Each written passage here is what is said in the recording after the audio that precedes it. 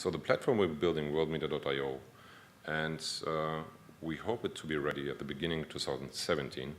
And by then we will already have connected a lot of power plants. So you will go on this, you see the world, and you see information actually that is open by regulation. So you won't see information that is private. And you can search that information because we enrich that information with semantic data. Every data point is searchable. So what you potentially could search for is worldmeter, show me solar power plants that are producing energy to the contrary to each other. So it would probably spit out Chile and Serbia. I would say every time in Chile produces energy out of solar, it does not in Serbia, and vice versa. So what can you do with that is you can start to insure the sun, because you can hedge the countries against each other. What does that mean? It means that you need less equity for building a power plant, because somebody insures your revenue. And that is only the beginning, just to give an idea. So when you log in, you see your data, and only you see your data. Now that is nothing new, because SCADA systems can do that.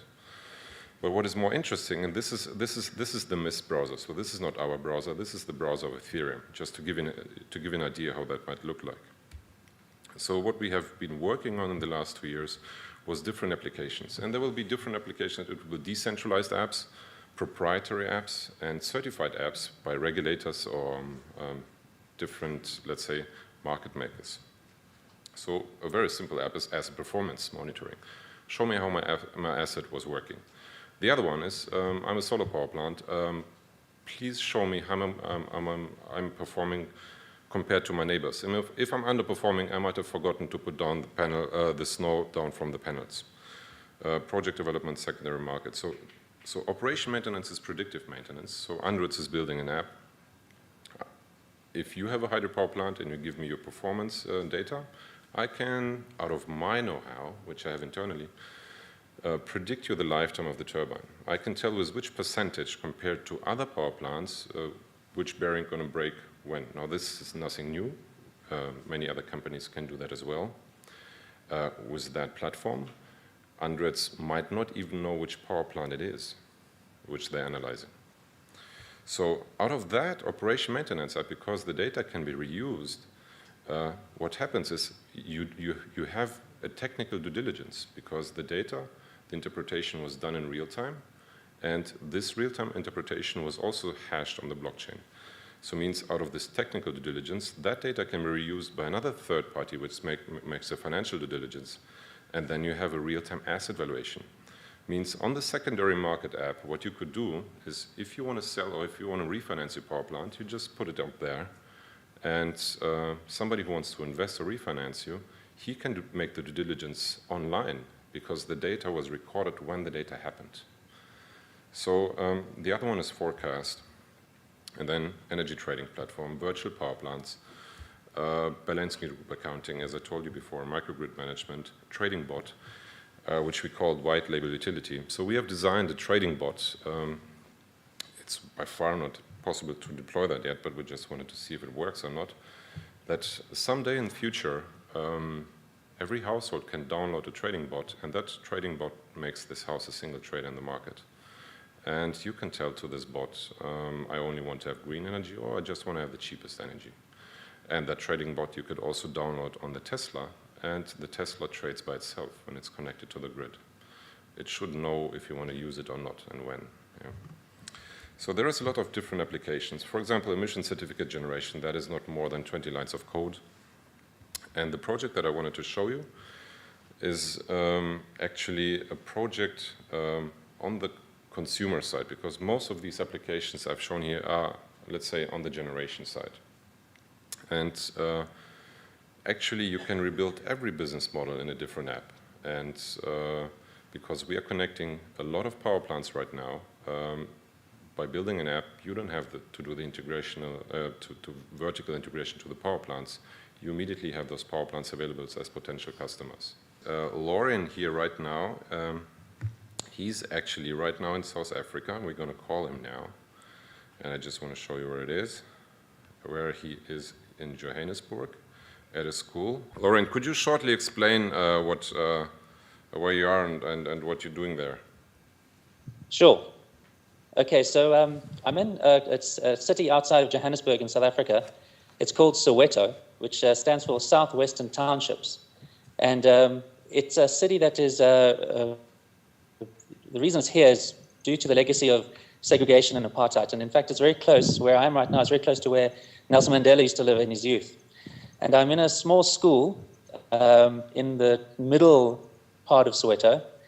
And I'm standing here, the reason there's a light is because I've got my car headlamps on, but it's actually dark. And I'm going to be showing you, and we're going to be demonstrating our blockchain prepaid metering system. Should I give you an overview of the project? Yes, please. Okay, so for many years I was building smart grid solutions for the African population, and what we were doing is we were building a lot of prepaid vending systems, because there's a massive drive in Africa to replace the postpaid metering system with prepaid. The reason for that is because it's very difficult to recover the costs of the utility consumed, in this case energy, after the fact. You know, so if somebody consumes it, it's difficult to actually get them to pay for it for a lot of reasons. So there's now a massive drive to roll out prepaid metering throughout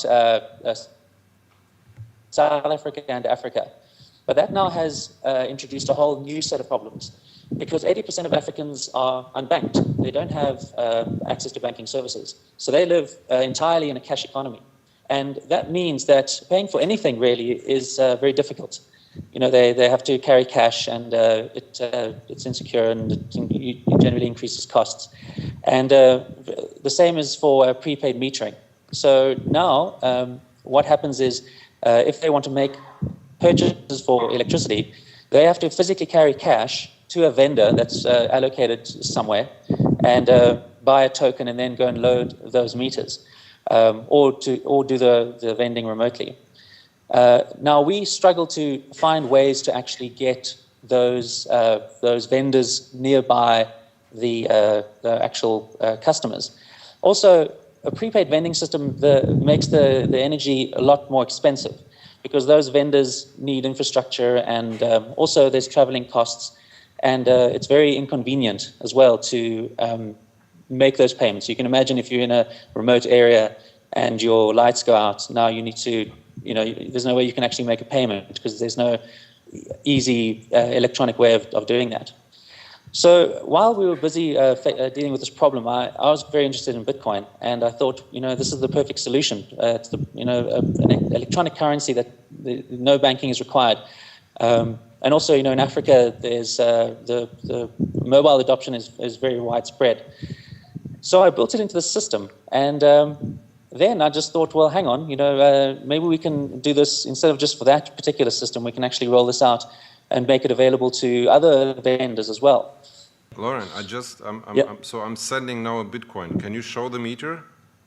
Yes. Now, okay. So now, as I'm going to go to the classroom, and there's some teachers there, and it's all dark, and it's going to now make the transaction. So let me just get on down there.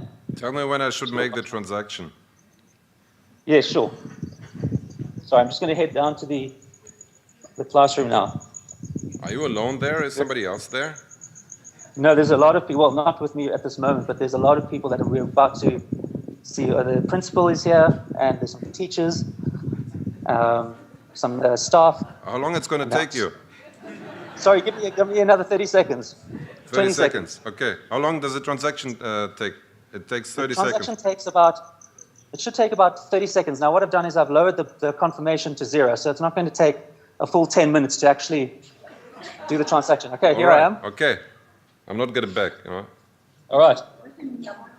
Should I send it? Go for it. Okay. I hope I have the right address. Continue. Sending one Bitcoin, 400 euro. Okay, so we're now in one of the classrooms. It's payment sent. Okay, well now we wait, I guess. And we hope it works. It'll work today morning, no? In a live demo. So anyway, now what's happening is it's now going through the blockchain. The meter is going to detect the payment, It's going to calculate the tariff and then load the required amount of electricity onto the meter. There's nothing on it at the moment, that's why we're in the dark. And hopefully in a few seconds the meter should be activated. I'm now just sitting in one of the classrooms here, so you're going to see the staff. Okay, you ready? Just remember, normally in a Bitcoin payment, there's a 10-minute confirmation cycle. So normally there's about an hour for a full 6 confirmations. Oh, there we go. Oh my God. Hey!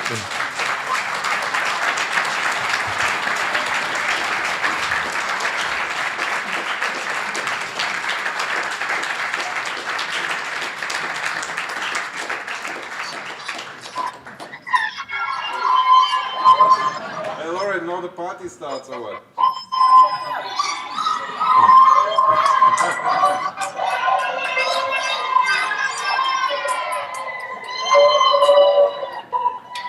Okay. They want to sing a song. Okay, cool.